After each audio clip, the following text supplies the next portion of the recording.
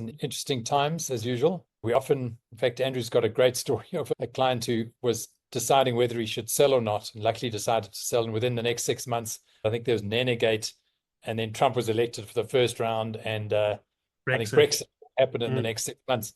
So yes, you never know when there's going to be a curveball. It does mean when you get into deal making, you ought to do it quickly. Andrew, what do you think of the impact of our good friend Trump on markets, on the M&A world, and particularly on our M&A world, which is quite unique?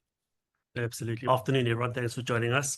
I think it's definitely the hottest topic currently. I think like anything, I think the big difference here is unlike COVID, this was almost a deliberate man-made event. When I say that, triggered massive uncertainty. What was quite interesting was although there were lots of ripples on the listed markets, obviously the inklings of a trade war, it didn't seem to rock the boat in our world. So I think the ability to look globally, to look at alternative markets is one thing to find a buyer perspective. But I think what it does for, buyers out there is they realize all their eggs are in one basket, or the risk profile of the likes of the US or things like that are fundamentally changing. And that's very interesting. We actually went live on one of our transactions, and the very first person we contacted this morning was based in Belgium, and that they've come back and said they're keen at looking at the target. So it's interesting. I think there's always a challenge. Obviously, this was extreme, but I think there's always a way. There's good buyers out there. The challenge is just finding them.